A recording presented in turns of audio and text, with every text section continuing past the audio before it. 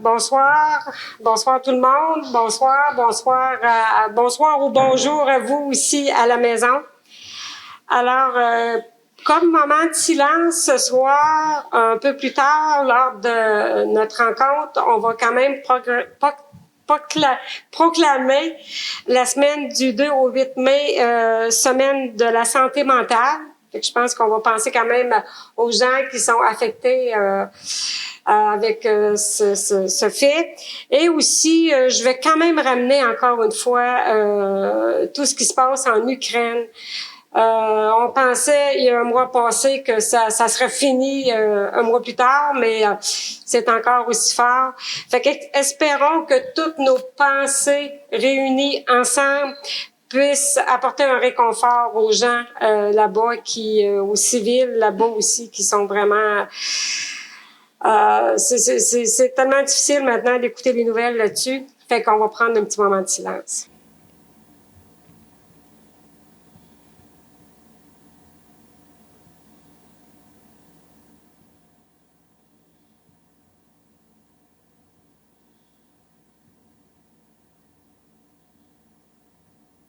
Merci.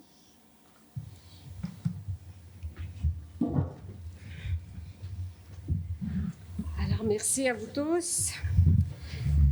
Donc, nous allons débuter par l'ouverture de la séance.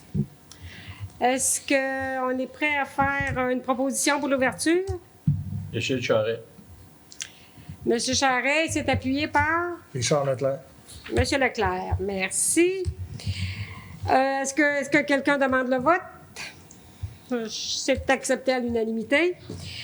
Et l'ordre du jour. Alors, l'ordre du jour vous a été transmis vendredi dernier. Chacune, vous avez eu le temps d'en prendre connaissance. Alors, nous n'en ferons pas la lecture.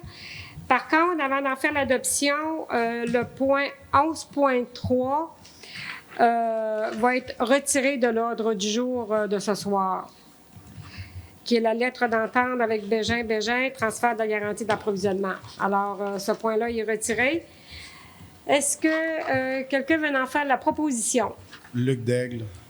Luc Daigle, il s'est appuyé par? Égide Charret. Égide Charret, merci. Est-ce qu'on demande le vote? C'est donc à l'unanimité. Alors, au point 3, on a séance de consultation publique. Alors, il n'y a aucun point, aucun sujet. Donc, nous allons passer tout de suite au point 4, qui est le procès-verbal de la séance du 21 mars 2022. Alors, encore là, le procès-verbal vous a été transmis. Vous avez pu en faire la lecture. Est-ce que quelqu'un est prêt à en faire la proposition? Pierre-Luc Denoncourt. Pierre-Luc Denoncourt s'est appuyé par? Hélène Guilbeault. Merci, Madame Guilbeault. Est-ce qu'il y a des questions, commentaires concernant le procès-verbal? Non. Est-ce que quelqu'un demande le vote? C'est donc à l'unanimité. 5 périodes de questions des citoyens. Alors, le citoyen dans la salle, c'est M. Pascal, la TVC. Est-ce que vous avez des questions, commentaires? Parfait, merci. Merci d'être là. D'ailleurs, M. Pascal, toujours présent à nos séances du Conseil. Alors, nous allons passer au point 6, la correspondance du 14 avril. Alors, la correspondance, encore là, vous a été déposée. Vous avez pu la consulter. Est-ce que vous avez des questions, commentaires concernant cette correspondance? Non, alors c'est un dépôt. Nous allons donc passer au point 7, qui est l'administration générale et gestion financière. 7.1, qui est la liste de comptes au 31 mars 2022 pour approbation. Alors, Madame Marie-Hélène, s'il vous plaît. Oui. J'essaie d'être multitâche. Alors, c'est une liste de comptes qui totalise 1 267 170,61 $ au 31 mars 2022. Alors, les dépenses principales, en fait, il y a 13 chèques qui ont été émis pour une somme totale de 118 433,54 $. La principale dépense s'élève à 74 000 $. C'est toutes les contributions à l'Office municipal d'habitation d'Amqui que vous avez pu voir dans le détail qui vous a été soumis. Et il y a également les immatriculations de l'ensemble des véhicules pour près de 20 000 $. Ensuite, il y a aussi le paiement fournisseur par transfert bancaire, seulement 2 paiements pour une somme de 3 002,46 $. Il y a également les prélèvements qui totalisent 308 923,36 $. Les principales dépenses concernent l'électricité, soit à Hydro-Québec, ainsi que les DAS, les déductions à la source. Il y a les payes pour l'ensemble des employés en mars 2022 qui s'élèvent à 147 651,42 $. Ensuite, les frais de services mensuels et frais bancaires pour 502,62 $. C'est également un mois où on paie des intérêts ainsi que le capital sur certains règlements d'emprunt qui totalisent 86 514,37 $. Et finalement, les comptes à payer pour une somme totale de 602 142,84 $. Ça totalise 99 fournisseurs. Les dépenses principales sont une contribution autant de quote-part que des honoraires professionnels de la MRC de la Matapédia pour 259 000 $. Ensuite, il y a également le fournisseur qui est Desroches Groupe Pétrolier pour l'ensemble du carburant que la Ville paie pour 69 000 $ et 58 000 $ pour la réparation d'une machine au service des travaux publics. Alors, ça fait l'évaluation, en fait, de la liste des comptes pour le mois de mars 2022. Également, cette liste des comptes-là a été vérifiée par M. Pierre-Luc Denoncourt. Alors, si vous avez des questions, ça va me faire plaisir de lui répondre. Alors, je répète juste le montant, c'est 1 267 170,61 $. Alors, M. Denoncourt, vous avez fait la vérification et tout était conforme? Effectivement, si personne n'a de questions, je serai prêt à proposer l'adoption. Parfait. Donc, c'est proposé par M. Denoncourt et c'est appuyé par? Sarah-Josée Fournier. Merci, Mme Fournier. Alors, questions, commentaires sur la résolution? Non. Est-ce qu'on demande le vote? Donc, c'est à l'unanimité. 7.2, le rapport de formation des élus sur l'éthique et déontologie. C'est un dépôt. C'est M. Paradis qui va nous le présenter. Oui, donc en fait, là, je confirme et déclare que l'ensemble des élus municipaux ont suivi la formation en éthique et déontologie requise par la loi. C'est l'article 15 de la loi sur l'éthique et la déontologie, donc dans le délai imparti par la loi. Donc, c'était une formation là, qui était donnée par l'UMQ et l'UQTR, l'Université du Québec à Trois-Rivières. En date du 15 février, là, tout le monde avait complété leur formation. Chacune et chacun a reçu notre attestation de formation. Fait qu'on a eu des A+, tout le monde. Hein? Alors, merci. Et le 7.3, à ce moment-là, qui est le dépassement des coûts anticipés, affectation de surplus libre au 31 décembre 2021. Madame Dupont, s'il vous plaît. Oui, alors considérant que la Ville anticipe des dépassements de coûts sur des projets en cours de réalisation ainsi que des projets qui pourraient être futurs, considérant que le Conseil municipal veut éviter de recourir à l'emprunt pour financer ces excédents de coûts, considérant que les crédits budgétaires liés à ces dépassements de coûts n'ont pas été prévus autrement, il est recommandé d'affecter une somme de 500 000 $ à partir du surplus libre dans une optique de saine gestion, et ça en date du 31 décembre 2021. Merci. Est-ce que quelqu'un peut en faire la proposition? Richard Leclerc. Merci, M. Leclerc. C'est appuyé par? Pierre-Luc Denoncourt. Merci. Questions, commentaires? Est-ce qu'on demande le vote? C'est accepté à l'unanimité. Le 7.4, le règlement numéro 910-22 relatif à des programmes de subvention environnementale, c'est pour une adoption ce soir. Monsieur Paradis, s'il vous plaît. Oui, en fait, considérant que la municipalité peut adopter, en vertu des articles 4 et 90 de la loi sur les compétences municipales, des mesures d'aide financière en matière d'environnement, considérant que la Ville d'Amqui, sous la recommandation du comité de développement, souhaite accorder une aide financière pour l'achat de certains produits d'hygiène réutilisables, d'un bidet, de couches lavables pour bébés et le remplacement d'un appareil de chauffage au bois non certifié. Donc, il y avait lieu d'adopter un règlement pour encadrer les demandes de subventions et leur gestion, ainsi qu'établir les critères d'admissibilité. Donc, un avis de motion a été fait à la séance du mois de mars. Donc, et un dépôt du projet de règlement également. Il n'y a pas de modification entre le dépôt du projet et la recommandation de règlement à adopter ce soir. Donc, l'objet du règlement a été mentionné là, par les considérants que je viens de vous lire. Donc, tout le détail se retrouve dans le règlement qui va être disponible là, dès cette semaine là, sur le site web de la Ville. Donc, les gens vont pouvoir commencer à utiliser là, les formulaires puis les annexes de demande. Donc, je vous recommande l'adoption de ce règlement. Parfait, merci. Est-ce qu'on veut en faire la proposition? Luc Daigle. Luc Daigle, merci. Et c'est appuyé par? Hélène Guilbeault. Madame Guilbeault appuie. Est-ce que... Questions, commentaires? Je vais peut-être poser la question tout de suite. Moi, M. Paradis, vous avez dit à partir du moment que c'est adopté, ça devient en vigueur. Ça va devenir en vigueur quand on va publier l'avis d'entrée en vigueur. Donc, Okay. Au courant de la semaine, effectivement, ça va être publié. Donc, en principe, là, d'ici la fin de la semaine, il va être en vigueur. On peut dire son la semaine adoption. prochaine, il va être en vigueur. C'est ça. Non, merci. J'ajouterais aussi, Oui. pour faire du pouce sur ce que M. Paradis vient de dire, il va y avoir un communiqué de presse qui va être envoyé à l'ensemble de la population pour les informer.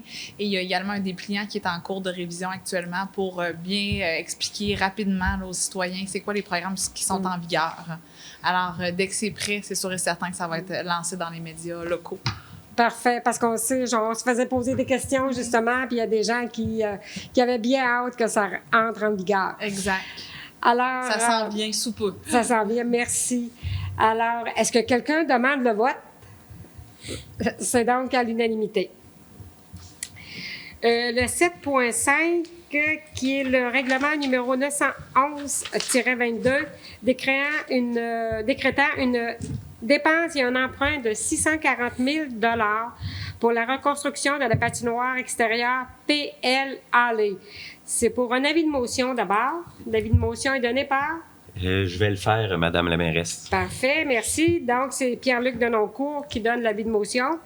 7.6, toujours le règlement numéro 911-22 pour une dépense et un emprunt de 640 000 $ pour la reconstruction de la patinoire extérieure PL Alley. Donc, le dépôt du projet de règlement. Fait que je vous demande, s'il vous plaît, M. Denoncourt, de faire la lecture du sommaire. Bien sûr, donc sommaire du règlement numéro 911-22 décrétant une dépense et un emprunt de 640 000 $ pour la reconstruction de la patinoire extérieure PL Alley. Considérant que le conseil municipal a autorisé le projet de reconstruction de la patinoire extérieure PL Alley située au parc A.T. d'Amqui, étant donné la désuétude de l'infrastructure existante et la volonté de maintenir des services de loisirs de qualité, considérant que la ville d'Amqui est admissible à des aides financières pouvant subventionner le projet, considérant qu'il y a lieu d'adopter un règlement d'emprunt pour financer le coût des travaux projetés. En conséquence, un avis de motion du présent règlement est donné et un projet de règlement est déposé ce soir. Objet du règlement. Le conseil municipal décrète les travaux de reconstruction de la patinoire extérieure PL Alley située au parc A.T. d'Amqui, lot 3 165 961 du cadastre du Québec, incluant des travaux de démolition, d'installation de patinoires permanentes, de systèmes de drainage et de remplacement de lampadaires. Les travaux de démolition incluent la démolition de la bande de hockey, l'enlèvement de la surface de deck hockey, l'enlèvement de revêtements bitumineux et d'autres travaux d'enlèvement et de démolition. Les travaux d'installation de patinoires permanentes incluent la démolition de la bande de hockey, le terrassement, la membrane géotextile, la fondation granulaire 450 mm d'isolant rigide, la dalle de béton, les bandes permanentes, la fourniture et la livraison de la surface de deck hockey, le chemin d'accès en revêtement bitumineux, le déplacement des gradins et la surface propre sous les gradins. Tous ces travaux précédemment mentionnés ont fait l'objet d'une estimation détaillée par M. Michael Côté, trésorier, figurant à l'annexe A, datée et signée du 19 avril 2022. Cette estimation détaillée inclut donc les frais de ces travaux et également les frais incidents, tels les honoraires professionnels, les imprévus, les taxes nettes et les frais de financement. L'annexe A est jointe au présent règlement pour en faire partie intégrante. Le coût. Le projet représente une dépense et un emprunt de 640 000 $ et sera financé sur 20 ans. L'emprunt sera remboursé annuellement par l'ensemble des contribuables à même la taxe foncière générale. Merci, M. Denoncourt. Alors que je rappelle que c'était un dépôt du projet de règlement. Le 7.7, à ce moment-là, le mandat à la MRC de la Matapédia pour l'achat regroupé pour les services en téléphonie mobile pour autorisation. C'est M. Paradis qui nous présente le dossier. Oui.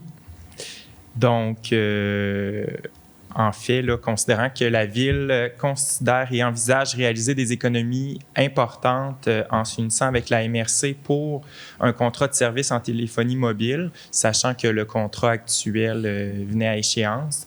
Donc, il est possible de s'unir avec la MRC en vertu de l'article 571.1 de la Loi sur les cités et villes. Il est recommandé au Conseil municipal de mandater et d'autoriser la MRC à négocier et à octroyer un contrat pour les services en téléphonie mobile pour ses besoins et ceux de la Ville, puis s'engager évidemment à assumer la part des coûts de la Ville dans le contrat qui est estimé à 25 000 $, taxes incluses pour 3 ans. Puis, comme l'exige la loi, là, ça serait de déterminer que ce soit le règlement sur la gestion contractuelle de la MRC qui s'applique, qui, pour eux, là, l'adjudication des contrats de service peut se faire de gré à gré jusqu'à 100 000 $. 105 700, là, pour être plus précis. Donc, voilà la recommandation. Parfait, merci. Est-ce que quelqu'un veut en faire la proposition? Richard Leclerc. Merci, M. Leclerc. C'est appuyé par? Luc Daigle. Merci, M. Daigle. Questions, commentaires? Est-ce qu'on demande le vote? Donc, c'est à l'unanimité. 7.8, qui est le programme d'aide à la voirie locale pour le volet entretien des routes rurales, reddition de compte 2021. Ça va être Mme Dupont, s'il vous plaît.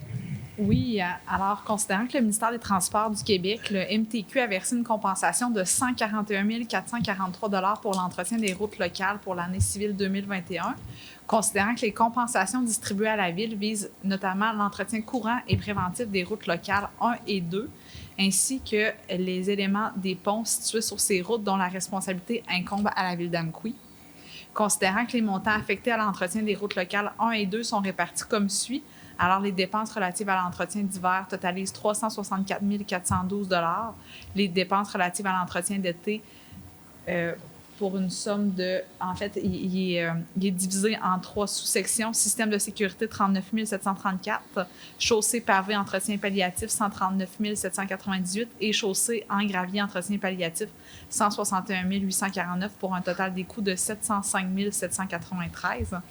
Alors, il est recommandé de transmettre cette attestation des frais encourus pour l'entretien des routes locales afin d'informer le ministère des Transports des compensations afin d'obtenir les sommes qui sont liées par ce programme d'aide à la voirie locale qui est plutôt le volet entretien. Pour pouvoir avoir accès à ces sommes, on doit soumettre les dépenses qui ont réellement été engendrées par la Ville. C'est sûr que les dépenses sont nettement plus élevées que ce qu'on reçoit comme subvention, mais ça demeure qu'en les soumettant, ça nous permet d'obtenir des sous. C'est pour tout l'entretien. Avant, on pouvait soumettre uniquement les entretiens de déneigement. Maintenant, le ministère nous oblige à aussi mettre les entretiens d'été. Alors, d'une façon ou d'une autre, c'est des dépenses qui sont effectuées, mais ça nous permet d'aller chercher des sous de la part du MTQ. Parfait. Merci, Mme Dupont. Est-ce que quelqu'un veut en faire la proposition? Égide Charret. Monsieur Charret, et c'est appuyé par? Pierre-Luc Denoncourt. Merci, M. Denoncourt. Questions, commentaires? C'est accepté à l'unanimité? Parfait, merci. Le 7.9, qui est la convention d'aide financière avec le ministère des Affaires municipales et de l'Habitation dans le cadre du programme de soutien à l'intégration de l'adaptation au changement climatique à la planification municipale pour la modification du représentant. Monsieur Paradis, s'il vous plaît. Oui, en fait, il y a une convention d'aide financière qui est signée entre le ministère des Affaires municipales et de l'Habitation et la Ville dans le cadre du programme de soutien à l'intégration de l'adaptation au changement climatique, à la planification municipale, le PIAC. Donc, ça a été signé le 5 janvier 2021. On se rappelle, là, c'est dans le cadre aussi là, de l'analyse de la vulnérabilité des murs de soutènement au centre-ville, en lien avec les rivières, Mkoui et Matapédia. Donc, le représentant initial du dossier a été remplacé depuis. Là, c'est moi qui avais monté le dossier pour faire la demande d'aide financière. Puis, c'est M. Guillaume Viel là, qui poursuit là, dans la gestion du projet. Donc, c'est pour l'autoriser là, à agir comme représentant auprès du ministère des Affaires municipales pour les suivis dans le cadre de la reddition de comptes pour obtenir les sommes là, prévues à la Convention. Parfait. Merci, M. Paradis. Est-ce que quelqu'un veut en faire la proposition? Hélène Guilbeault. Madame Guilbeault, et c'est appuyé par Pierre-Luc Denoncourt. M. Denoncourt. Questions, commentaires? Est-ce que quelqu'un demande le vote? C'est donc à l'unanimité. Et je vous remercie aussi, M. Paradis, justement, parce que c'est vous qui aviez préparé les documents pour la demande de subvention. Et c'était très bien préparé parce qu'on a reçu la subvention. Fait que merci pour le travail qui a été fait en amont. Merci. Le 7.10, la véloroute Desjardins, tronçon matapédien de la route verte, travaux d'entretien du parcours sur le territoire de la ville d'Amkoui pour autorisation. Madame Dupont, s'il vous plaît. Oui, alors vous avez reçu la lettre de Véloroute. En fait, la recommandation qui vous est faite ce soir, comme c'est fait depuis de nombreuses années à la ville d'Amkoui, en fait, c'est de permettre d'autoriser les employés de la véloroute Desjardins à effectuer des travaux d'entretien sur le parcours de la véloroute, plus particulièrement sur le tronçon de la ville d'Amkoui pour la pose, le déplacement, le redressement, le remplacement, le nettoyage des panneaux de signalisation, le nettoyage régulier des accotements asphaltés de route et de ses abords, la réparation des voies cyclables asphaltées, incluant le scellement de fissures et la stabilisation des fossés de route, l'entretien des pistes cyclables, le traçage de symboles de vélo sur l'asphalte indiquant la présence d'une voie cyclable, le traçage de lignes discontinues à l'aide de peinture jaune sur la partie centrale des pistes cyclables et finalement le débroussaillage le long des pistes cyclables. Merci. Alors, est-ce que quelqu'un veut en faire la proposition? Luc Daigle. Merci. Monsieur Daigle, c'est appuyé par? Sarah-Josée Fournier. Merci, Madame Fournier. Questions, commentaires? Est-ce qu'on demande le vote? C'est donc à l'unanimité. Merci. Le 7.11, qui est le regroupement de demandes collectives pour le renouvellement des politiques et plans d'action municipalité amies des aînés, ce qu'on appelle MADA. C'est pour une adhésion. Madame Dupont, s'il vous plaît. Oui, alors c'est pour mandater la MRC de la Matapédia. Je vais vous faire la lecture des considérants pour expliquer un petit peu plus en quoi concerne la démarche MADA, qui est la municipalité amie des aînés. Considérant que, selon l'Institut de la statistique du Québec, la population de la MRC de la Matapédia était l'une des plus vieillissantes de la province, considérant que le pourcentage des gens ayant plus de 50 ans sur le territoire matapédien est de 52,1 %, considérant que les politiques MADA ont été adoptées en 2017 et sont échues depuis le 1er janvier 2022, considérant qu'une démarche MADA vise à aider les municipalités et les MRC désireuses d'encourager la participation active des aînés au sein de leur communauté et de concrétiser la vision d'une société pour tous les âges.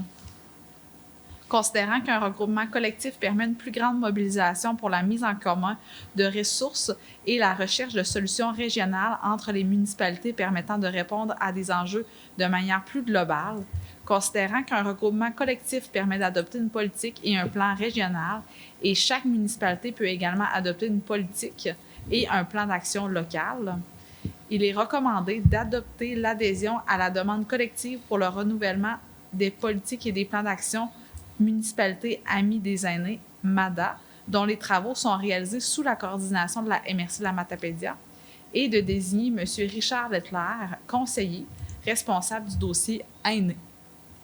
Merci. Est-ce qu'on est prêt à en faire la proposition? Hélène Guilbeault. Madame Guilbeault propose et appuyée par Pierre-Luc Denoncourt. Monsieur Denoncourt. Question, commentaire? Est-ce que quelqu'un demande le vote? C'est donc à l'unanimité. Merci. Le 7.12, qui est la servitude en faveur d'Hydro-Québec et de TELUS Communications sur les lots numéros 6 433 143, 6 433 144, 6 433 145, 6 433 146 et 6 433 148 du cadastre du Québec situé sur la rue des Entrepreneurs pour désignation des signataires. Donc, je passe la parole à M. Paradis. Oui, en fait, il est recommandé au Conseil d'autoriser l'acte de servitude réelle et perpétuelle en faveur d'Hydro-Québec et de TELUS sur les lots que vous avez mentionnés, Madame la mairesse. Donc, je vais les redire, le 6 433 143, le 6 433 144, le 6 433 145, le 6 433 146 et finalement le 6 433 148 situé sur la rue des Entrepreneurs, conformément à la description technique qui est annexée à l'acte de servitude qui vous a été déposé.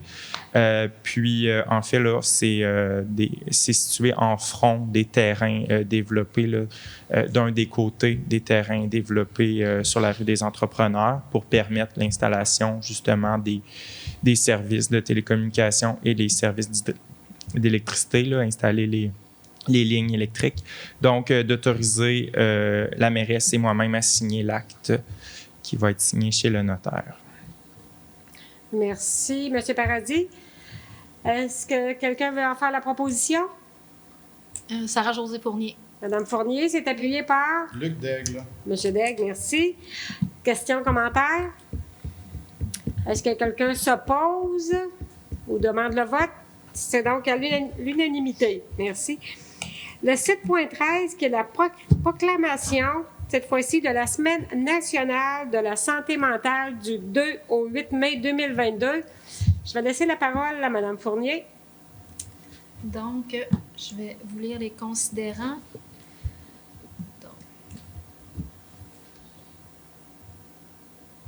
Considérant que la Semaine nationale de santé mentale se déroule du 2 au 8 mai 2022, considérant que l'Association canadienne pour la santé mentale, division du Québec, membre du réseau qui initie l'événement depuis 71 ans, invite cette année à prendre conscience de l'importance de l'empathie. Considérant que nous avons tous une santé mentale dont il faut prendre soin et que celle-ci a été mise à l'épreuve à bien des égards pendant la pandémie, considérant que les campagnes de promotion de la santé mentale visent à améliorer la santé mentale de la population du Québec, considérant que les municipalités contribuent au bien-être de la population en mettant en place des environnements favorables à la vie de quartier, considérant que la santé mentale est une responsabilité collective et que cette dernière doit être partagée par tous les acteurs de la société, considérant qu'il est d'intérêt général que toutes les municipalités du Québec soutiennent la santé nationale de la santé mentale, en conséquence, je propose de proclamer la semaine du 2 au 8 mai 2022, semaine de la santé mentale, et d'inviter tous les citoyens, les entreprises, les institutions à parler pour vrai et à partager la trousse d'outils de la campagne de la Semaine nationale de la santé mentale, dont le thème est l'empathie. Ensemble, contribuons à transformer notre municipalité en un environnement favorable à la santé mentale des citoyens. Merci beaucoup, Mme Fournier. Alors, vous en faites la proposition. Effectivement. Et c'est appuyé par Hélène Guilbeault. Mme Guilbeault. Question, commentaire? Alors, personne ne demande le vote. C'est donc accepté à l'unanimité. Merci beaucoup. 7.14, qui est la nomination d'un nouveau représentant de la ville d'Amqui au conseil d'administration du camping d'Amqui.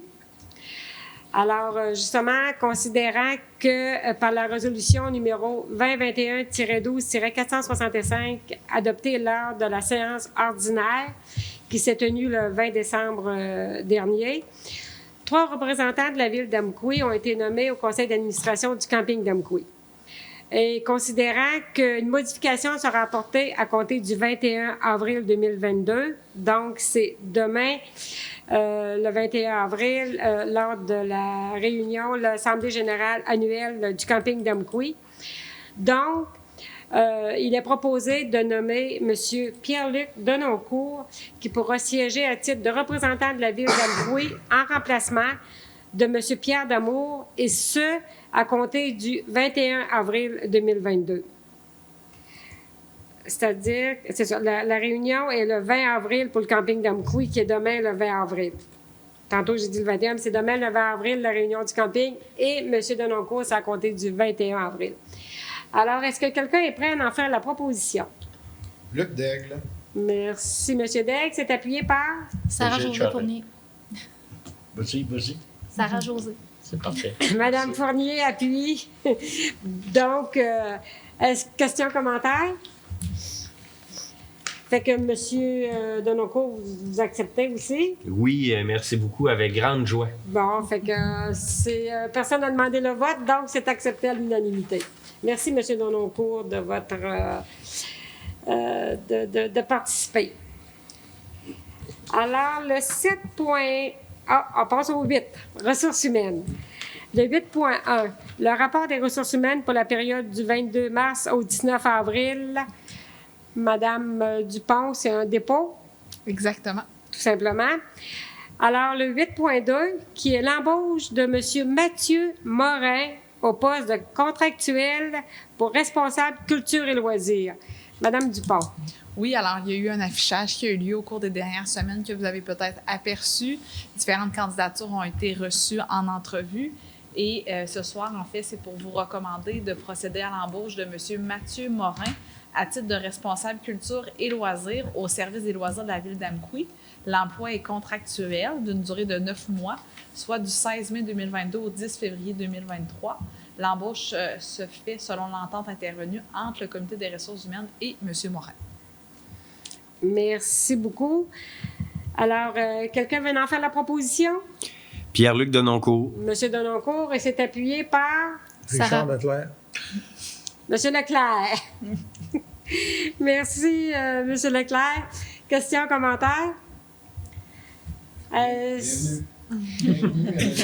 Bienvenue, Mathieu, oui. Oui, personne ne demande le vote. C'est donc à l'unanimité, vraiment. Hein? Et on va souhaiter justement la bienvenue à M. Mathieu Morin. Et on est très heureux qu'il se joigne à notre équipe à la ville d'Amqui. Le 8.3, qui est l'appel d'offres de l'Union des municipalités du Québec pour les services professionnels d'un consultant en matière d'assurance collective pour les employés municipaux dans le cadre de regroupement. Adhésion de la ville d'Amqui. Monsieur Paradis, s'il vous plaît. Oui, donc la Ville d'Amqui a reçu une proposition de l'Union des municipalités du Québec, l'UMQ, pour former en son nom et au nom de plusieurs autres municipalités un regroupement pour retenir les services professionnels d'un consultant en assurance collective dans le cadre d'un achat regroupé de l'UMQ. C'est l'article 29.9.1 de la loi sur les cités et villes qui nous permet un tel regroupement. La Ville d'Amqui désire joindre ce regroupement. Et conformément à la loi, l'UMQ va procéder à un appel d'offres public pour octroyer le contrat. Le processus contractuel est assujetti au règlement sur la gestion contractuelle de l'UMQ. L'UMQ a lancé déjà l'appel d'offres en mars 2022. Donc, il est recommandé au conseil municipal que la Ville confirme son adhésion au regroupement de l'UMQ pour retenir les services professionnels d'un consultant en assurance collective dans le cadre de cet achat regroupé. Encore une fois, c'est toujours dans le but d'obtenir des économies importantes en procédant à un achat regroupé. Le contrat octroyé sera d'une durée d'1 année, mais c'est renouvelable d'année en année pour une période maximale de 5 ans. En faisant de la sorte, la Ville d'Amqui doit s'engager à fournir à l'UMQ dans les délais fixés les informations nécessaires à l'appel d'offres, à respecter les termes et conditions du contrat comme si elle avait directement contracté avec le fournisseur. Puis aussi, ça implique que la Ville d'Amqui s'engage à payer à l'UMQ des frais de gestion de 1,15 % des primes totales versées par la municipalité. Merci, M. Paradis. Est-ce que quelqu'un veut en faire la proposition? Charles Leclerc. Monsieur Leclerc, merci. C'est appuyé par Sarah-Josée Fournier. Madame Fournier, merci. Questions, commentaires? Est-ce qu'on demande le vote? Non, donc c'est à l'unanimité. Le point 9, qui est travaux publics et hygiène du milieu. 9.1, donc on a l'appel d'offres sur invitation pour le branchement au réseau pluvial de l'immeuble situé au 400 route 132 Ouest pour l'adjudication. C'est donc Mme Dupont, s'il vous plaît? Oui, alors il y a un appel d'offres sur invitation qui a été lancé le 30 mars 2022 pour le branchement du réseau pluvial de l'immeuble situé au 400 route 132 Ouest. Il y a 2 entreprises qui ont soumis des soumissions à la Ville d'Amqui, soit les entreprises A et D Landry au montant de 59 124 et 54 sous taxes incluses et les entreprises L. Michaud et Fils au montant de 65 803 et 38 sous taxes incluses. Considérant que l'ensemble des soumissions reçues sont conformes aux exigences du document d'appel d'offres, après analyse, il est recommandé au conseil municipal d'accepter la soumission conforme reçue la plus basse, soit les entreprises AD Landry pour les travaux de branchement au réseau pluvial situé au 400 route 132 Ouest pour une somme de 59 124 et 54 sous qui est payable à même le fonds de roulement sur une période de 5 ans. Merci. Est-ce que quelqu'un veut en faire la proposition? Et Gilles Charret. Monsieur Charret, et c'est appuyé par Pierre-Luc Dononcourt. M. Dononcourt. Questions, commentaires? Est-ce qu'on demande le vote? C'est donc à l'unanimité. Le 9.2, qui est appel d'offres publiques pour l'acquisition d'une pelle mécanique sur roue. C'est pour le lancement, donc, de l'appel. Et c'est M. Paradis. Oui, en fait, là, c'est pour recommander au conseil municipal de procéder au lancement de l'appel d'offres pour l'acquisition d'une pelle mécanique sur roue, un appel d'offres public qui devra avoir lieu au cours des prochaines semaines avec une grille d'analyse de critères d'évaluation et de pondération. On se rappelle que c'est une pelle mécanique usagée également qui sera recherchée par la Ville d'Amqui et c'est dans le cadre de l'entente intermunicipale avec la municipalité de Saint-Léon-le-Grand. Puis aussi dans le cadre d'une subvention financière d'une subvention reçue là, dans le cadre d'un programme là, auprès du ministère des Affaires municipales. C'est ça, la subvention qui nous a été accordée. Alors, qui veut en faire la proposition? Et Gilles Charret. Monsieur Charret, appuyé par Luc Daigle. Monsieur Daigle. Questions, commentaires? Est-ce qu'on demande le vote? C'est donc à l'unanimité. 9.3, qui est l'appel d'offres publiques pour le travaux des pavages 2022 adjudication. Madame Dupont? Oui, considérant qu'il y a un appel d'offres public qui a été lancé sur le SAO le 16 mars dernier concernant les travaux de pavage 2022. Ça concerne les rues Dupont, une partie des rues Dupont, une partie de la rue des Fauvettes, de la rue des Biens et une partie du stationnement du garage municipal. Considérant que les 2 soumissions reçues, soit celle de Eurovia Québec Construction, a été au montant de 220 181 et 49 sous taxes incluses, et les pavages des monts au montant de 269 877 et 87 sous taxes incluses. Considérant que l'ensemble des soumissions reçues sont conformes aux exigences des documents d'appel d'offres, considérant qu'une partie des travaux admissibles sont admissibles, soit ceux de la rue des Biens, à une subvention, à une aide financière dans le cadre du programme d'aide à la voirie locale, le PAVL-RIRL.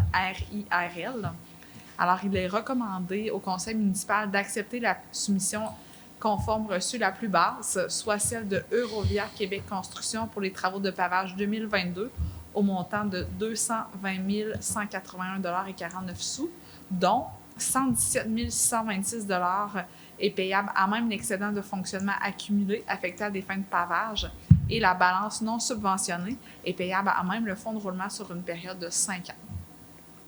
Parfait, merci, Mme Dupont. Alors, avec ces informations, est-ce que quelqu'un veut en faire la proposition? Égide Charret. Monsieur Charret, appuyé de Hélène Guilbeault. Mme Guilbeault. Questions, commentaires? Est-ce que quelqu'un demande le vote? C'est donc à l'unanimité. Le 9.4, cette fois-ci, appel d'offres sur invitation pour pavage en vrac 2022, adjudication. Alors, cette fois-ci, c'est M. Paradis. Oui, considérant qu'un appel d'offres sur invitation a été lancé le 17 mars 2022 concernant le pavage en vrac pour l'année 2022, considérant qu'on a reçu 2 soumissions, soit celle de Pavage des Monts au montant de 75 975 et 14 taxes incluses et d'Eurovia Québec Construction au montant de 78 479 et 87 taxes incluses. L'ensemble de ces soumissions sont conformes aux exigences des documents d'appel d'offres. Il est recommandé au Conseil d'accepter la plus basse soumission conforme reçue, soit celle de Les Pavages des Monts Inc. pour l'achat de pavage en vrac au montant de 75 975 et 14 taxes incluses. Il faut aussi noter que le montant est une estimation des besoins de la Ville. Le coût réel va être ajusté en fonction des prix unitaires soumis au bordereau et des besoins réels de la Ville au cours du contrat. Merci, M. Paradis. Alors, est-ce que quelqu'un veut en faire la proposition? Égide Charret. M. Charret, appuyé de Richard Leclerc. M. Leclerc. Questions, commentaires? Fait qu'on voit ici quand même qu'ils s'échangent, Eurovia et Pavage des Monts s'échangent. Tout à l'heure, c'était Eurovia, c'est bien Eurovia que je dois dire? Oui, c'est ça. Eurovia qui avait le meilleur prix. Cette fois-ci, c'est Pavage des Monts. On prend vraiment au niveau du meilleur prix pour la Ville. Est-ce que quelqu'un demande le vote? On note que c'est une bonne nouvelle qui est de la concurrence. Exactement. Merci. Personne ne demande le vote, donc c'est accepté à l'unanimité. Le 9.5, qui est le contrat de gré à gré pour la migration vers le système de communication nomade. Adjudication. Madame Dupont, s'il vous plaît. Oui, considérant que le système de communication actuel, c'est celui analogique du service des travaux publics, peut faire défaut à tout moment. Considérant que la volonté de migrer vers une solution de communication numérique viable à long terme, en harmonie avec ce qui est utilisé par la MRC de la Matapédia et les MRC avoisinantes, notamment le service incendie, il est recommandé au conseil municipal d'accepter l'offre de télécommunications de l'Est pour l'acquisition de radios et du logiciel d'exploitation pour le système de communication numérique au montant de 32 565 taxes incluses, payables à même le fonds de roulement sur 5 ans, ainsi que pour leur service d'abonnement annuel au montant de 3 435,57 sous taxes incluses. Et ce montant annuel va être payable à même le fonctionnement. Merci, Mme Dupont. Est-ce que quelqu'un veut en faire la proposition? Égide Charret. M. Charret, c'est appuyé par Pierre-Luc Denoncourt. M. Denoncourt. Questions, commentaires? Est-ce qu'on demande le vote? C'est donc accepté à l'unanimité. Je vais juste rajouter que suite aux bonnes suggestions de M. Daigle un peu plus tôt, qu'on va quand même faire les analyses pour voir si on peut donner une deuxième vie aux appareils qu'on a à l'heure actuelle. 9.6. Acquisition d'une pompe pour le puits numéro 1. Autorisation de la dépense. Cette fois-ci, M. Paradis, s'il vous plaît. Oui, considérant le bris de la pompe du puits numéro 1 et la nécessité de son remplacement rapide, il est recommandé d'autoriser la dépense non prévue d'achat de pompe pour le puits numéro 1 auprès de Groupe Voyer pour un montant de 9 668,46 avant taxe et la dépense non prévue pour le matériel nécessaire afférent auprès de Plomberie et Giclard PSP pour un montant de 9 129,88 avant taxe, le tout à même le poste budgétaire 02-41 300-521. Merci. Alors, est-ce que quelqu'un veut en faire la proposition? Égide Charret. M. Charret est appuyé par Hélène Guilbeault. Mme Guilbeault. Questions, commentaires? Est-ce qu'on demande le vote? C'est donc à l'unanimité pour qu'on puisse faire l'installation de cette pompe-là le plus rapidement possible. Le point 10, on arrive à l'urbanisme. 10.1. Donc, le procès-verbal de la rencontre du comité d'urbanisme, du comité consultatif d'urbanisme du 22 mars 2022. C'est donc un dépôt, tout simplement. Le 10.2, la nomination des commissaires au comité consultatif d'urbanisme pour les sièges pairs. Madame Dupont, s'il vous plaît. Oui, considérant l'article 8 du règlement 405-91 prévoit que la durée des mandats des commissaires du CCU est fixée à 2 ans et qu'ils sont remplacés en alternance entre les sièges pairs et les sièges impairs. Pour cette année-ci, c'est les sièges pairs qu'on doit nommer. Alors, en 2022, il y a un nombre... considérant que l'année 2022 est un nombre pair, ce sont les sièges impairs qui sont renouvelés ou remplacés, soit les sièges 2, 6 et 8. Considérant que le siège numéro 4 sera renouvelé d'emblée car il a été attribué en décembre dernier à Mme Pauline Shea. Considérant qu'un appel de candidature a été diffusé sur le site Internet et la page Facebook de la Ville d'Amqui le 24 mars dernier. Considérant que 3 candidatures ont été reçues, et les 3 candidatures, en fait, c'est 3 membres actuels qui souhaitent renouveler leur mandat auprès du comité consultatif. Vous avez reçu l'ensemble des documents qui vous présentent pour quelles raisons ils souhaitent poursuivre. Il est recommandé au conseil municipal de nommer les personnes suivantes pour occuper les postes de commissaire du CCU pour les sièges pairs jusqu'en mars 2023, soit M.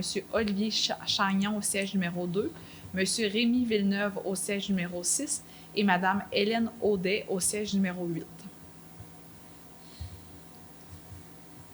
T'as pas nommé pour 2 ans?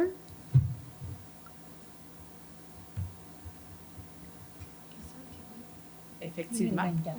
S'ils sont nommés pour 2 Ça serait ans, ça jusqu'en devrait mars pas être 2024. Oui. Effectivement. On va faire la vérification pour être certain au niveau Pour de être notre certain, règlement. puis c'est vraiment Mais ça. si c'est vraiment ça, on va le... On corrigera les mandats- pour deux- Exact, les pour mandats vont être 2024. jusqu'en 2024. Logiquement, OK. ça serait... Je vais ça changer serait- le petit chiffre. Exactement. Merci. Alors, est-ce que quelqu'un peut en faire la proposition? Hélène Guilbeault. Madame Guilbeault, c'est appuyé par Sarah-Josée Fournier. Madame Fournier, merci. Question, commentaire? Est-ce qu'on demande le vote? C'est donc à l'unanimité. Merci beaucoup.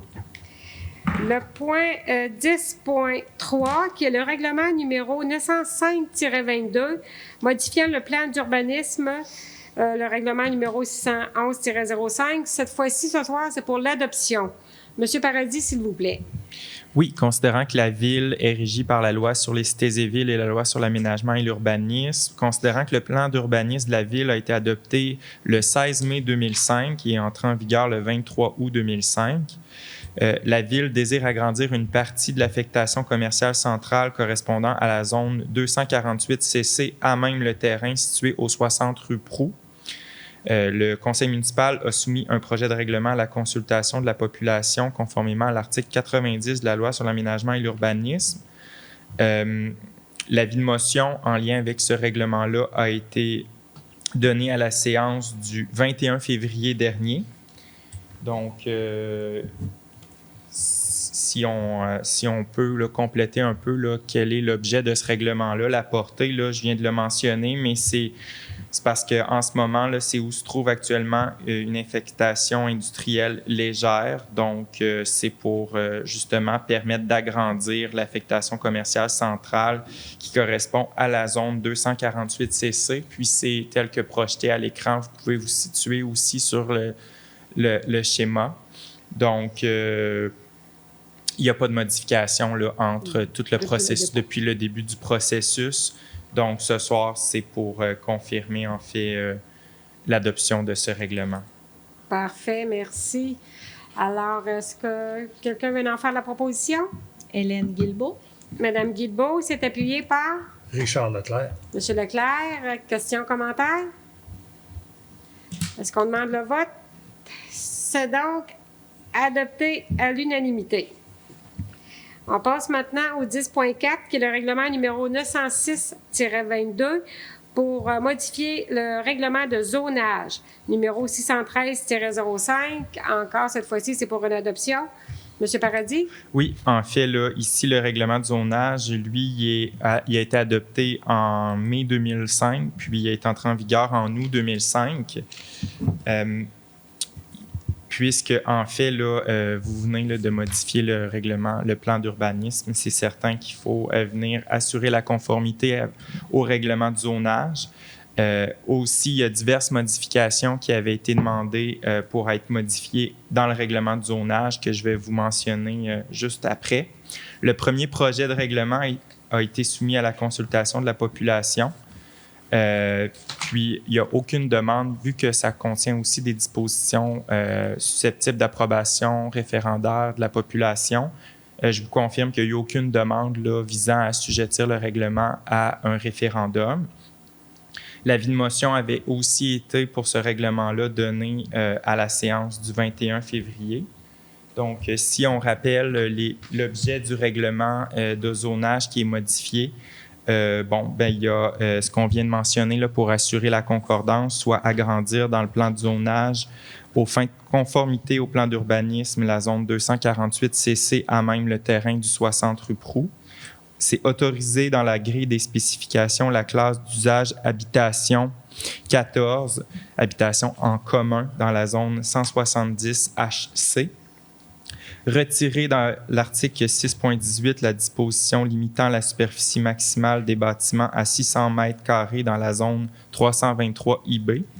Autoriser sous condition dans l'article 6.18 les toitures monopentes dans la zone 323 IB. Retirer le sous-paragraphe B du paragraphe 4 de l'article 7.4.1 limitant la hauteur d'un garage annexé à celle du bâtiment principal résidentiel. Permettre au paragraphe 8 de l'article 7.4.3 l'accès à une mezzanine et un étage d'un bâtiment accessoire par un escalier extérieur situé sur le mur arrière en respectant la même marge de recul arrière prescrite pour les bâtiments accessoires. Augmenter au paragraphe 6 des articles 7.4.1 et 7.4.3 la hauteur maximale d'une porte de garage de 2,5 mètres à 3 mètres. Augmenter dans le tableau 10.1 de l'article 10.2.5 la largeur maximale d'une allée d'accès de 11 mètres à 18 mètres pour les classes d'usage commerce IA10, industrie IA3, 1 à 3 et extraction 1. Autoriser les dômes en toile dans les zones 309 IB, 315 IB, 317 IB et 318 IB. Insérer les dispositions sur les types de bâtiments interdits initialement dans le règlement de construction de manière à les faire concorder avec les dispositions déjà en vigueur. Donc, les modifications sont illustrées aux annexes 1 et 2 du projet de règlement, du règlement en fait, que Maître Dupont vous a présenté à l'écran. Puis, ils vont être disponibles aussi là, pour consultation dans les règlements mis sur le site Internet. Donc, il n'y a pas de modification entre le dernier règlement adopté, le second projet, et celui qui vous est présenté ce soir. Donc, voilà. Entre le dépôt et l'adoption, il n'y a pas eu de changement. Alors, est-ce que quelqu'un veut en faire la proposition? Luc Daigle. Monsieur Daigle s'est appuyé par Hélène Guilbeault. Madame Guilbeault. Questions, commentaires? Est-ce qu'on demande le vote? C'est donc à l'unanimité. Maintenant, le règlement numéro 907-22, modifiant le règlement de lotissement numéro 614-05 pour adoption à nouveau. Monsieur Paradis, s'il vous plaît. Oui. En fait, ici, ça vise le règlement de lotissement qui a été entré en vigueur, lui aussi, là, en août 2005. Donc, ici, c'est pour autoriser le développement de terrains non desservis par l'égout et l'aqueduc situés dans différentes zones actuellement identifiées comme devant l'être. Le premier projet de règlement a été soumis à la consultation de la population. Aucune demande visant à assujettir l'adoption du règlement à l'approbation des personnes habiles à voter n'a été reçue. L'avis de motion avait également été donné à la séance du 21 février. Donc ici, l'objet du règlement, c'est pour modifier le règlement de lotissement de manière à retirer dans l'article 4.2 les zones 101, 102 et 106 HA de la liste des zones devant être desservies par les réseaux d'aqueducs et d'égouts. Donc, c'est pour vous recommander son adoption telle que présentée lors des dernières adoptions. Merci, M. Paradis. Alors, qui veut en faire la proposition? Pierre-Luc Denoncourt. M. Denoncourt, et c'est appuyé par Sarah-Josée Fournier. Mme Fournier. Questions, commentaires? Est-ce qu'on demande le vote? C'est donc à l'unanimité. Le 10.6, le règlement numéro 908-22, modifiant le règlement de construction numéro 615-05, à nouveau pour adoption, et à nouveau, M. Paradis. Oui, donc ici, le règlement de construction date aussi de 2005 à la Ville. C'est pour transférer dans le règlement de zonage les dispositions qui concernent l'apparence des bâtiments. Le projet de règlement avait été soumis pour consultation de la population également, tel que l'exige la loi. L'avis de motion avait aussi été fait à la séance du 21 février. Donc, c'est pour adoption tel qu'il vous l'avait été présenté là, au cours des dernières semaines. Parfait. Merci, M. Paradis. Est-ce que quelqu'un veut en faire la proposition? Richard Leclerc. M. Leclerc, et c'est appuyé par Hélène Guilbeault. Mme Guilbeault. Questions, commentaires? On demande le vote? Non. Donc, c'est à l'unanimité. Le 10.7 à présent, qui est le règlement numéro 909-22, modifiant le règlement sur les dérogations mineures, numéro 616-05, à nouveau pour adoption. Et M. Paradis, s'il vous plaît. Oui, ici, c'est pour venir modifier le règlement sur les dérogations mineures qui était entré en vigueur le 23 août 2005. C'est pour permettre, en fait, que toutes les dispositions des règlements de zonage et de lotissement qui peuvent être admissibles en vertu de la loi puissent être admissibles, en fait, à une demande de dérogation mineure. Actuellement, on sait que le règlement de dérogation mineure de la Ville détaille toutes les dispositions qui sont admissibles, mais en fait, ici, c'est de venir dire que tout est admissible, sauf exception. Donc, ça vient ratisser peut-être un peu plus large que ce qui est actuellement permis. Puis aussi de venir intégrer les nouvelles dispositions de la loi. Là, il y a tout un nouveau processus là, dans le cadre de certaines... dans un contexte de contrainte, par exemple, ben, c'est soumis à l'approbation de la MRC, les demandes de dérogation mineure. Donc, on vient détailler ce que la loi demande, on vient le mettre aussi dans le règlement pour que ça soit clair pour tous. Donc, le projet de règlement avait été soumis à la consultation de la population tel que l'exige la loi. L'avis de motion avait aussi été donné à la séance du 21 février. Donc, il n'y a pas de modification entre ces adoptions, c'est la dernière adoption et ce soir. Donc, il vous est recommandé là, d'adopter le règlement sur les dérogations mineures. Merci beaucoup, M. Paradis. Alors, qui fait la proposition? Hélène Guilbeault. Mme Guilbeault propose et c'est appuyé par Sarah-Josée Fournier. Mme Fournier. Merci. Questions, commentaires? Est-ce que quelqu'un demande le vote? C'est donc à l'unanimité. Maintenant, nous allons passer aux dérogations mineures. Le 10.8, qui est la demande de dérogation mineure pour le lot 6 500 739 du cadastre du Québec, situé au 0 rue du Pont. Madame Dupont, s'il vous plaît. Oui, alors la demande est conforme à l'article 2.1 du règlement sur les dérogations mineures numéro 616-05.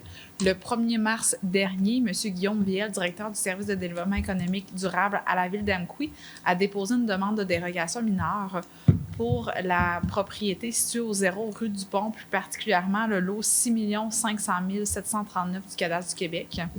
La demande vise à obtenir l'autorisation de construire une rue publique qui ne respecte pas la pente maximale prévue au règlement de lotissement.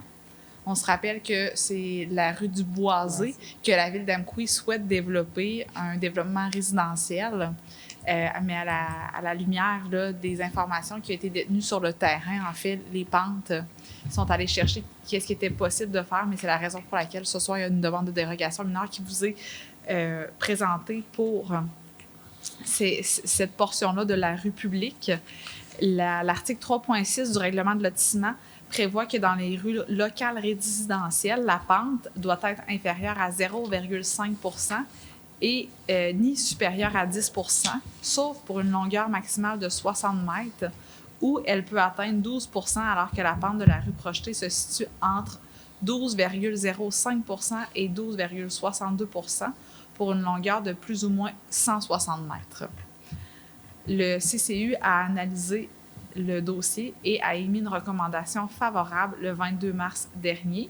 Alors, il est recommandé au conseil municipal d'accepter la création d'une rue projetée ayant une pente entre 12,05 % et 12,62 % pour une longueur de plus ou moins 160 mètres, qui est la longueur de la rue du Boisé, qui est à construire.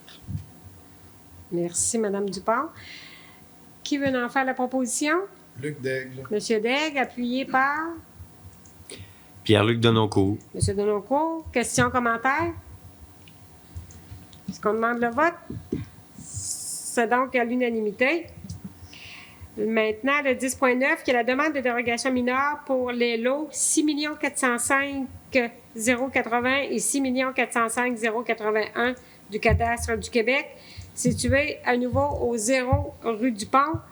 S'il vous plaît, Mme Dupont. Oui, alors toujours selon le même article, soit l'article 2.1 du règlement sur les dérogations mineures, il y a une demande de dérogation mineure qui a été faite pour la propriété située au 0 rue du Pont, plus particulièrement le lot 6 405 080 et le lot 6 405 081 du cadastre du Québec.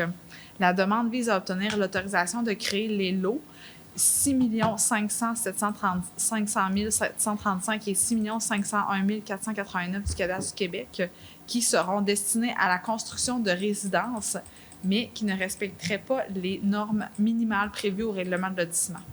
L'article 4.4.1 du règlement de lotissement prévoit en fait que la largeur minimale en terrain avant doit être, lorsqu'on est dans un secteur urbain et qui ne bénéficie pas d'une desserte par un réseau d'aqueduc ou d'un réseau d'égout, doit être de 40 mètres, alors que la largeur minimale mesurée sur le lot projeté serait plutôt à plus ou moins 38,5 mètres. Alors, on serait inférieur d'environ 1,5 mètre.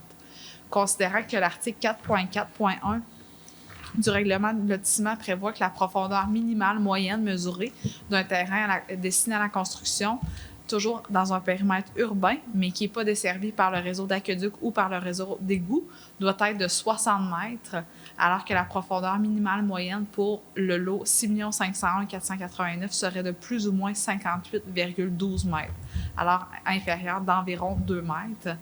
Après analyse, le comité consultatif d'urbanisme émet une recommandation favorable au conseil municipal à l'effet d'accepter la largeur minimale mesurée sur le lot 6 500 735 du cadastre du Québec pour plus ou moins 38,5 mètres, alors que ça devrait être de 40 mètres, et la profondeur minimale moyenne pour le lot projeté, qui est le 6 501 489 du cadastre du Québec, à plus ou moins 58,12 mètres, qui devrait plutôt être de 60 mètres. Merci beaucoup pour la présentation, Mme Dupont. Est-ce que quelqu'un veut en faire la proposition? Luc Daigle. Monsieur Daigle, et c'est appuyé par Hélène Guilbeault. Mme Guilbeault. Question, commentaire?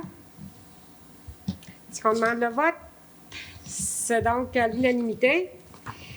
Le 10.10, qui est la demande de dérogation mineure pour les lots 5 294 737 et 5 142 915 du cadastre du Québec, situés au 38 rue Robert-Pilot. Madame Dupont, s'il vous plaît. Oui, alors, toujours conformément à l'article 2.1 du règlement sur les dérogations mineures, M. Caleb Ahmad a déposé la demande de dérogation mineure concernant la propriété située au 38 rue Robert-Pilot sur les lots 5 294 737 et 5 142 915 du cadastre du Québec.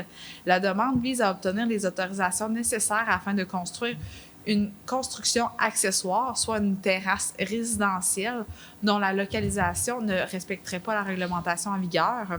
L'article 7.5.2, alinéa 1, paragraphe 2 du règlement de zonage prévoit que l'empiètement d'une terrasse résidentielle ne doit pas excéder 3,5 mètres à l'intérieur d'une cour avant, alors que la terrasse projetée empiéterait plutôt de 5,18 mètres dans la cour avant, soit 1,68 mètres de plus que ce qui est prescrit.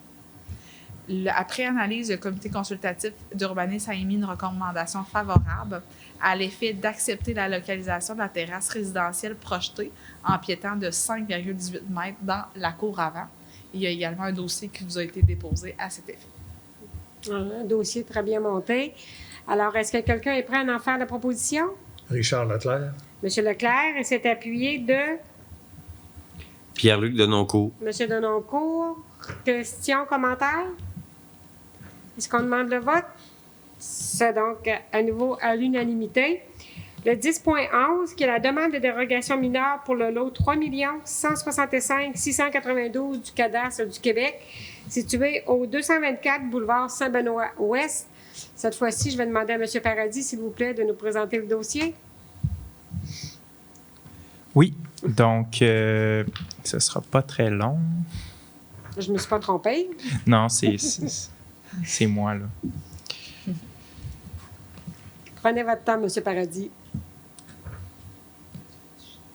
Non, c'est bon.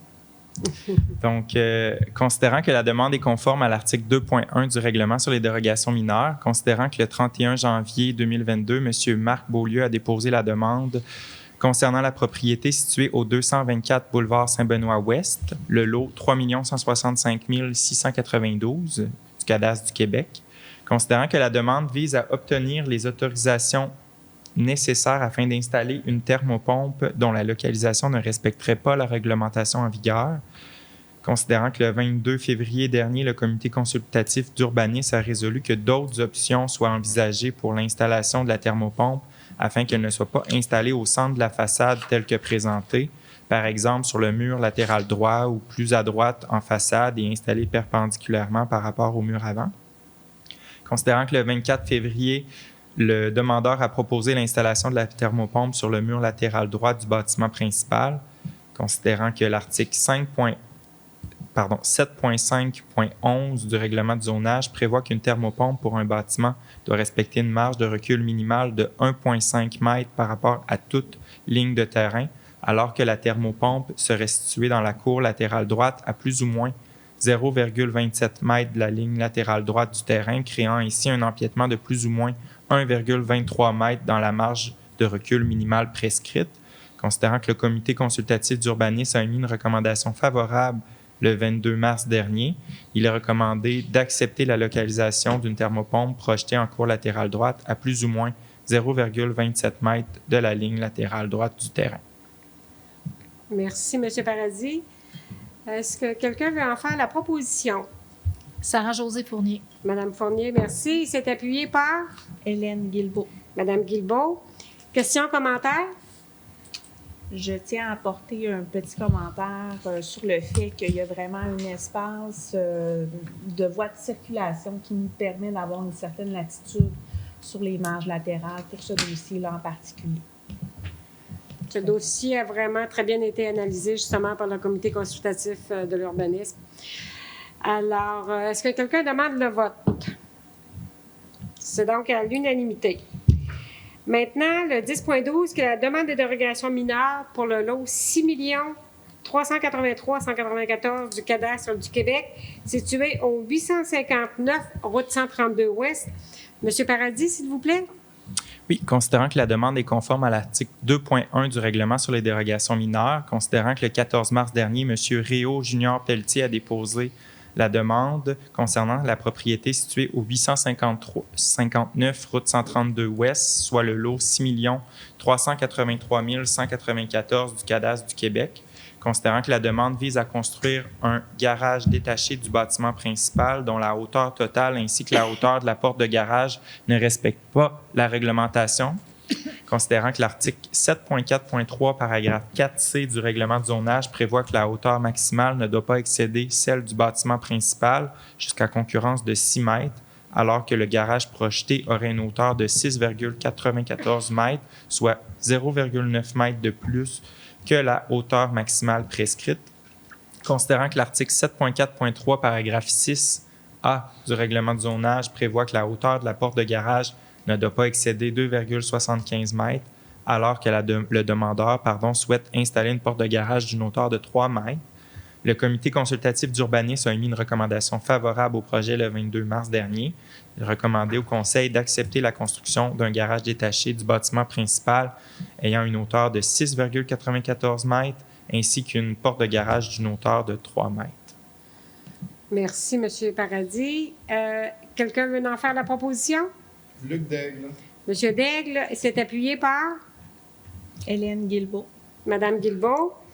Questions, commentaires? Est-ce que quelqu'un demande le vote? C'est donc à l'unanimité.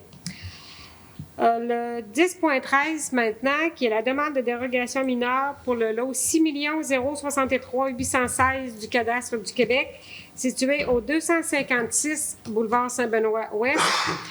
Monsieur Paradis, à nouveau, s'il vous plaît. Oui, considérant que la demande est conforme à l'article 2.1 du règlement sur les dérogations mineures, considérant que le 22 mars dernier, M. Marc Beaulieu a déposé la demande concernant la propriété située au 256 boulevard Saint-Benoît-Ouest, le lot 6 063 816 du cadastre du Québec, considérant que le demandeur désire obtenir les autorisations nécessaires pour que l'aire de stationnement soit non pavée, non entourée d'une bordure et non lignée. L'article 10.3.6, alinéa 1, paragraphe 4, 6 et 7 du règlement de zonage prévoit qu'une aire de stationnement hors rue pour plus de 4 véhicules doit être pavée, lignée et entourée d'une bordure, considérant que les membres du comité consultatif d'urbanisme sont d'avis qu'une bordure amovible en béton devrait être installée afin de délimiter l'aire de stationnement et que l'entretien annuel du gravier devrait être effectué par le propriétaire. Considérant que le comité consultatif d'urbanisme a émis une recommandation favorable le 22 mars dernier, il est recommandé au conseil d'accepter que l'aire de stationnement soit non pavée et non lignée, à condition qu'une bordure amovible en béton soit installée afin de délimiter l'aire de stationnement, et ce, sauf lors de la saison hivernale, et que l'entretien annuel du gravier soit effectué par le propriétaire. Merci beaucoup, M. Paradis. Est-ce que quelqu'un veut en faire la proposition? Hélène Guilbeault. Mme Guilbeault, et c'est appuyé par Richard Leclerc. M. Leclerc. Questions, commentaires? Alors, on comprend bien ici que c'est une bordure en béton, mais qui sera amovible, donc qui peut être enlevée pour la période hivernale pour le déneigement. C'est bien ce qui a été précisé? Oui. Merci. Est-ce que quelqu'un demande le vote? Alors, c'est accepté à l'unanimité. Le 10.14, qui est le projet assujetti au règlement sur les PIIA, le numéro 617-05 pour le lot 3 165 420 du cadastre du Québec, situé au 9 boulevard Saint-Benoît-Ouest. Je demande à Mme Dupont, s'il vous plaît. Oui, alors considérant que Mme Annie-Pierre Desbois a déposé une demande de permis concernant la propriété située au 9 boulevard Saint-Benoît-Ouest, soit le lot 3 165 420 du cadastre du Québec, la demande vise à obtenir les autorisations nécessaires afin de modifier une enseigne autonome existante. Le bâtiment est situé dans un secteur d'intérêt commercial et qu'il est assujetti au règlement sur les PIA, qui est le règlement numéro 617-05. L'objectif du règlement est de susciter l'implantation d'un affichage de qualité mettant en valeur le secteur commercial. La demande respecte les objectifs et critères prévus aux articles 3.3.8.1 et 3.3.8.2 du règlement sur les PIA. Le CCU a analysé cette demande et a émis une recommandation favorable le 22 mars dernier. Il est alors recommandé au conseil municipal d'accepter la modification d'une enseigne autonome existante, telle qu'il a été présenté dans les documents qui vous ont été soumis. Merci, Mme Dupont. Quelqu'un veut en faire la proposition? Luc Daigle. M. Daigle, c'est appuyé par Pierre-Luc Denoncourt. M. Denoncourt. Questions, commentaires? Quelqu'un demande le vote? C'est à l'unanimité. Merci. Maintenant, pour le 10.15, projet assujetti au règlement sur les PIIA, le numéro toujours 617-05 pour le lot 3 165 422 et 3 165 423 du cadastre du Québec, Cette fois-ci, on se retourne vers le 36 rue Normand-Sud. Oui, Madame alors, Dupont. c'est toujours pour le même commerce, mais c'est un affichage qui serait directement sur le bâtiment qui est situé au 36 rue Normand-Sud, alors que tout à l'heure, c'était plutôt une enseigne autonome sur un coin de rue. Alors, le 3 mars dernier, Mme Annie-Pierre Desbois a déposé une demande de permis pour la propriété située au 36 rue Normand-Sud, soit les lots 3 165 422 et 3 165 423 du Cadastre du Québec. La demande vise à obtenir les autorisations nécessaires afin d'installer une enseigne appliquée sur le bâtiment principal. Le bâtiment est assujetti et dans un secteur d'intérêt commercial et est assujetti au règlement sur les PIA portant le numéro 617-05. L'objectif de ce règlement est de susciter l'implantation d'un affichage de qualité mettant en valeur le secteur commercial. La demande respecte les objectifs et critères prévus aux articles 3.3.8.1 et 3.3.8.2 du règlement sur les PIA. Le comité consultatif d'urbanisme a émis une recommandation favorable suite à son analyse. Il est donc recommandé au conseil municipal d'accepter l'installation d'une enseigne appliquée sur le bâtiment principal tel qu'il a été présenté sur les documents déposés. Les documents qu'on a reçus à l'avance et qu'on a pu consulter aussi, qui ont déjà été de toute façon analysés par le comité consultatif d'urbanisme. Alors, qui veut en faire la proposition? Luc Daigle. Monsieur Daigle, appuyé par Hélène Guilbeault. Madame Guilbeault. Questions, commentaires? Quelqu'un demande le vote? Alors, c'est accepté à l'unanimité. Le 10.16, projet assujetti au règlement sur les PIIA numéro 617-05 pour le lot 3 165 655 du Cadastre du Québec, situé au 170 et 174 boulevard Saint-Benoît-Ouest. Monsieur Paradis, s'il vous plaît. Oui, donc effectivement, là, c'est la demande qui concerne celle de M. Sébastien Cassista qui a déposé la demande de permis numéro 2022-80 concernant la propriété située au 170 à 174 boulevard Saint-Benoît-Ouest, le lot 3 165 655 du Cadastre du Québec. La demande vise à obtenir les autorisations pour remplacer les 3 fenêtres situées à l'étage de la façade du bâtiment principal.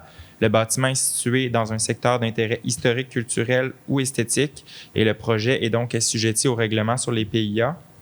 L'objectif du règlement est de préserver les composantes architecturales attribuant une authenticité de style au bâtiment et contribuant au caractère propre du milieu et que le projet semble respecter en fait là, ces critères. Les critères qui sont plus précisément mentionnés aux articles 3.1.4.1 et 3.1.4.2 du règlement sur les PIA. Le comité consultatif d'urbanisme a émis une recommandation favorable le 22 mars dernier. Il est donc recommandé au conseil d'accepter le remplacement de 3 fenêtres situées à l'étage de la façade du bâtiment principal. Merci, M. Paradis. Quelqu'un veut en faire la proposition? Richard Leclerc. Monsieur Leclerc, et c'est appuyé par Hélène Guilbeault. Madame Guilbeault. Alors, questions, commentaires? Est-ce qu'on demande le vote? C'est donc à l'unanimité. Maintenant, le 10.17, qui est la demande d'exemption de cases de stationnement pour le lot 3 165 924 du Cadastre du Québec, situé cette fois-ci au 128 boulevard Saint-Benoît-Ouest. Monsieur Paradis, à nouveau, s'il vous plaît. Oui, donc la demande est conforme à l'article 10.3.11 du règlement de zonage. C'est le 1er mars dernier que M. Sébastien Cassista pour les immeubles NSV Cassista, société en nom collectif, a déposé la demande d'exemption de l'obligation de fournir et de maintenir des cases de stationnement pour la propriété qui est située au 128 boulevard Saint-Benoît-Ouest.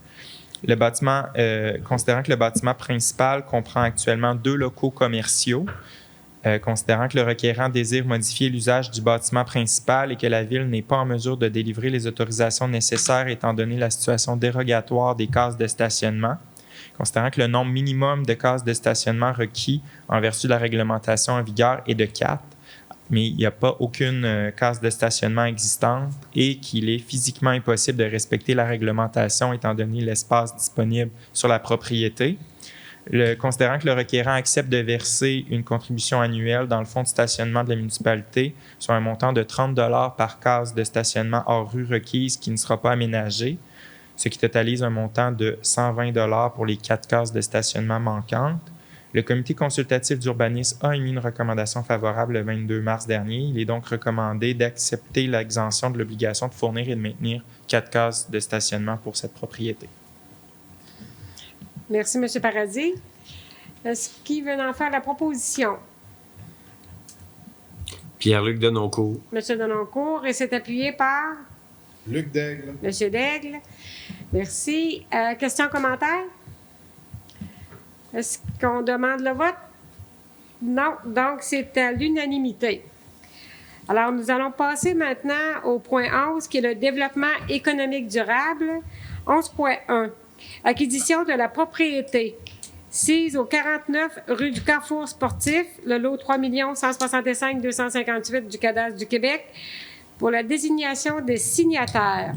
Ça va être Mme Dupont, s'il vous plaît. Oui, considérant que dans le cadre du projet de réaménagement du Carrefour sportif, la Ville souhaite acquérir le lot 3 165 258 du cadastre du Québec situé au 49 rue du Carrefour sportif pour procéder à sa démolition et améliorer l'accessibilité à ces installations.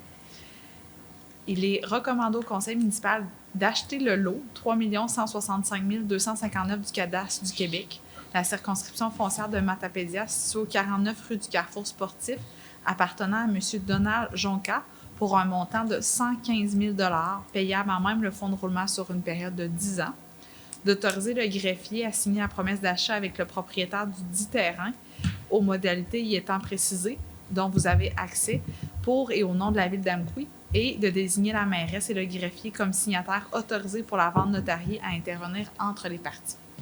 Merci beaucoup, Mme Dupont. Alors, qui veut en faire la proposition, s'il vous plaît? Richard Leclerc. M. Leclerc propose et c'est appuyé par Pierre-Luc Denoncourt. M. Denoncourt. Question, commentaire? Est-ce qu'on demande le vote? C'est donc à l'unanimité. Merci beaucoup. Le 11.2, qui est l'appel d'offres sur invitation numéro 2022-002, éclairage décoratif de mise en valeur de la passerelle J. Napoléon Pérusse, rejet de soumission. Alors, M. Paradis, s'il vous plaît, vous allez nous présenter le dossier. Oui. Donc, la Ville d'Amqui a reçu une seule soumission dans le cadre de l'appel d'offres numéro 2022-002 pour l'éclairage décoratif de mise en valeur de la passerelle J. Napoléon Pérusse, soit celle de RPF au montant de 299 844,45 $, taxes incluses. Considérant la clause de réserve dans les documents d'appel d'offres qui permet à la Ville de rejeter toutes les soumissions reçues ou de n'accepter aucune de celles-ci, considérant que la Ville n'a pas le budget nécessaire, que le prix soumis ne correspond pas aux estimations réalisées, que même si elle avait eu le budget nécessaire, un appel d'offres public aurait dû être lancé considérant le prix soumis qui est supérieur à 105 700.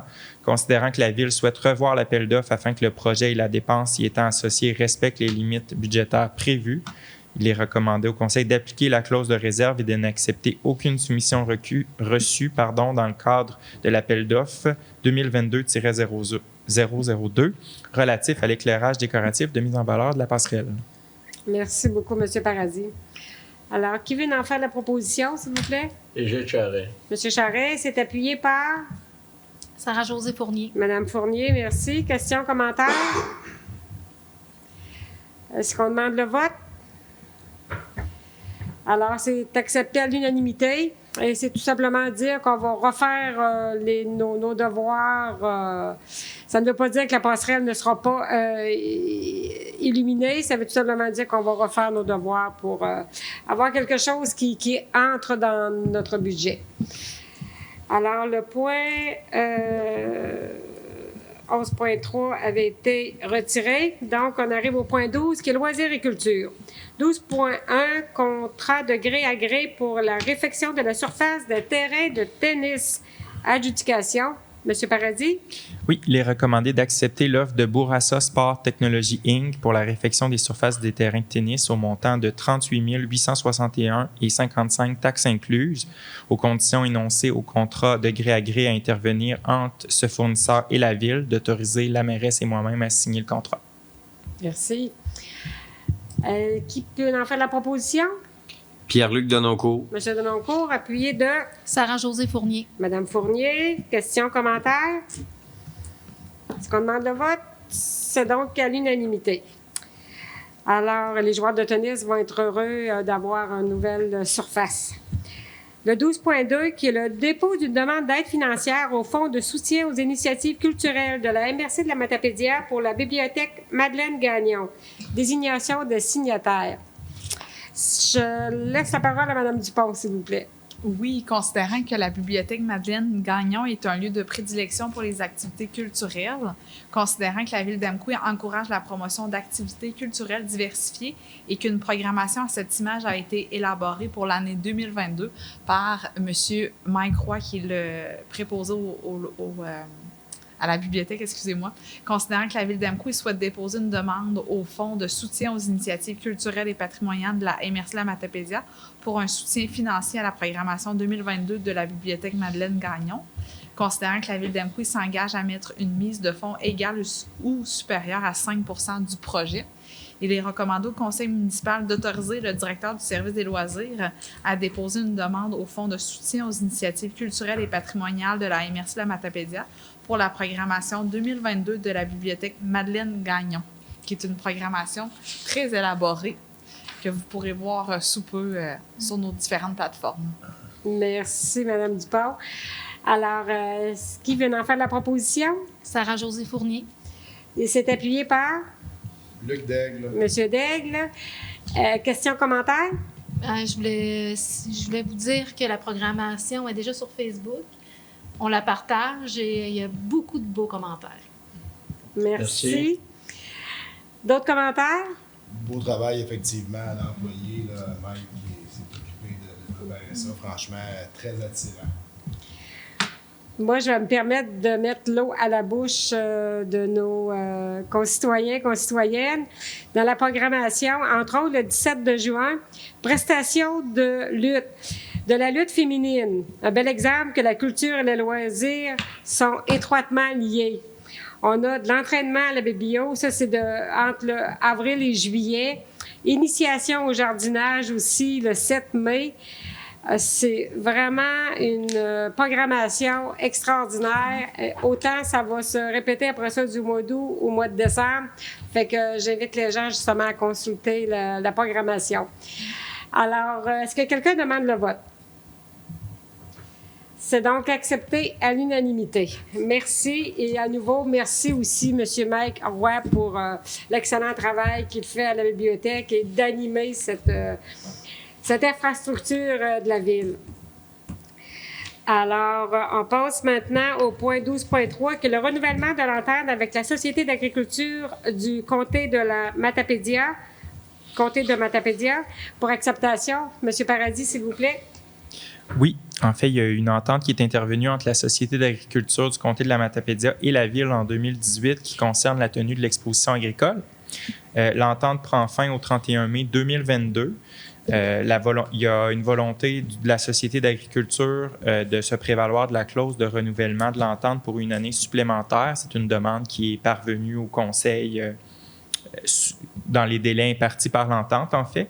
Donc, il est recommandé au Conseil d'accepter le renouvellement de l'entente avec la Société d'agriculture aux mêmes conditions et modalités jusqu'au 31 mai 2023. Merci. Qui veut en faire la proposition? Luc Daigle. Monsieur Daigle propose et c'est appuyé par? Richard Leclerc. Monsieur Leclerc, merci. Questions, commentaires? Est-ce qu'on demande le vote? C'est donc à l'unanimité. Maintenant, le point 13, qui est la demande de dons et commandites. Alors, on a la liste de dons au 6 avril 2022 pour approbation. Madame Guilbeault, je crois que vous voulez nous en faire la liste? Oui, effectivement, nous recommandons en fait d'octroyer les dons tels qu'indiqués. Donc, aux ambassadeurs de la vallée pour l'événement de la Coupe Dodge du 14 au 17 avril 2022. Donc, ce week-end, un don en valeur de 400 $. Le tournoi Néo Futsal, tournoi de soccer du 27 au 29 mai 2022, soit la gratuité de l'utilisation de l'aréna pour un montant de 885 $. Ensuite, pour l'Association pour la protection du lac Castonguay, au niveau du projet de la réfection des ponceaux, un don d'une valeur de 150 $. Par la suite, un don demandé de la part du CF Pro, donc du Centre d'information professionnelle, pour le gala annuel des finissants le 11 mai 2022 à Sébec. Donc, un montant de 300 $ pour 2 bourses pour des élèves d'Amqui précisément. Ensuite, l'École secondaire Armand-Saint-Onge, l'ASSO, nous a demandé un montant pour le gala Méritas du 1er juin 2022. Nous allons octroyer un montant de 500 $. Et finalement, la Fondation Action Santé de la Matapédia avait un projet pour la campagne de cœur 2022. Nous avons décidé d'octroyer un don de 1 000 $ pour cette campagne. Merci. Est-ce que vous en faites la proposition, Mme Guilbeault? Je propose. Merci. C'est appuyé donc par Richard Leclerc. M. Leclerc appuie. Questions, commentaires? J'ai un petit commentaire pour mentionner, en fait, que pour faire partie du comité des dons également, que les demandes par rapport aux possibilités de budget de la ville d'Amqui, juste pour la première rencontre, dépassaient le budget total de l'année. Fait que notre souhait, c'est toujours d'aider un maximum d'organisations à la hauteur des moyens de la ville, bien sûr. Merci de votre commentaire, M. Denoncourt. Alors, est-ce que quelqu'un demande le vote? C'est donc à l'unanimité. Le point 14, représentation, congrès et formation pour le congrès de la Fédération des villages relais du Québec du 25 au 27 mai 2022 à Desjely. Autorisation de participation. Madame Dupont, s'il vous plaît. Oui, alors c'est pour vous autoriser, Madame la mairesse, à participer au congrès de la Fédération des villages relais du Québec qui aura lieu du 25 au 27 mai 2022 à Desjely. Alors, je crois que vous siégez déjà au conseil d'administration comme administratrice vraiment du réseau des villages relais. Alors, je crois qu'il y a une partie des frais qui sont remboursables par la fédération. Alors, il y a uniquement l'inscription qui est payée par la ville d'Amqui. Merci, Mme Dupont. Exactement. Le seul frais qui doivent être déboursés par la Ville, c'est uniquement les frais d'inscription qui sont de 210 $ pour les 4 jours que j'assiste au congrès. Et tous les dépenses, déplacements, autres repas sont défrayés par la Fédération des villages relais puisque je siège au niveau du conseil d'administration. Alors, est-ce que quelqu'un veut en faire la proposition?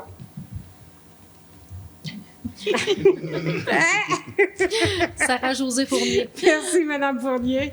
C'est appuyé par Hélène Guilbeault. Merci, Mme Guilbeault. Questions, commentaires? T'as eu peur de ne pas y aller? Ouais, vous êtes durs, vous autres. Alors, est-ce que quelqu'un demande de vote? C'est accepté à l'unanimité. On ferme ça, là. Merci. Au point 15, affaires nouvelles, aucun sujet. Au point 16, période de questions des citoyens.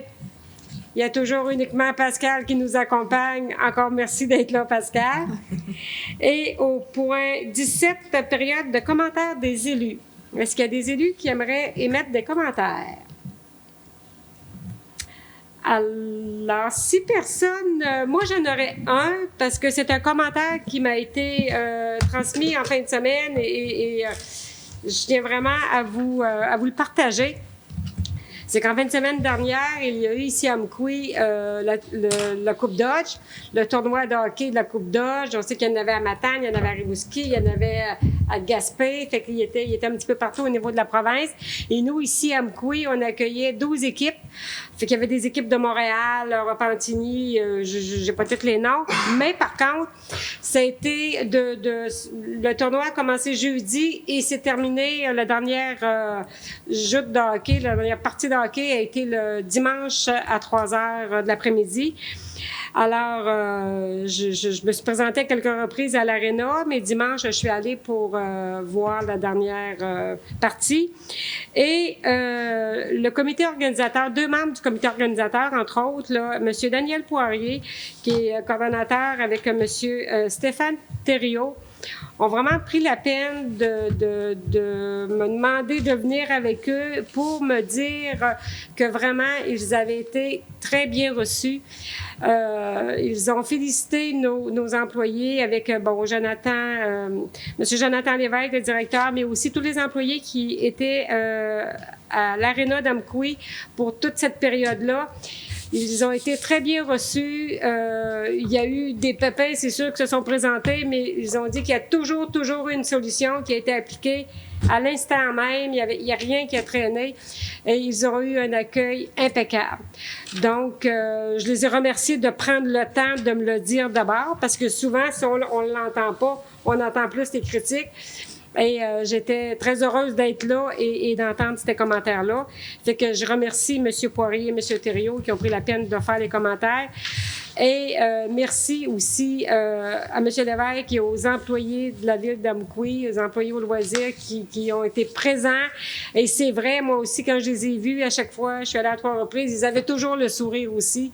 On sentait qu'ils étaient heureux aussi d'être là. Fait que merci beaucoup.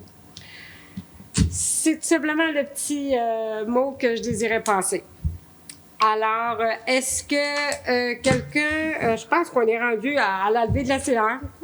Est-ce que quelqu'un veut proposer la levée de la séance? Et Gilles Charret. Je regarde M. Charret et qui en fait la proposition, qui appuie?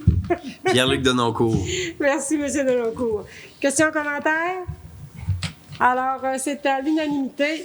Alors, merci beaucoup. Merci, Mme Dupont, M. Paradis aussi de votre présence. Merci, M. Pascal, d'être là.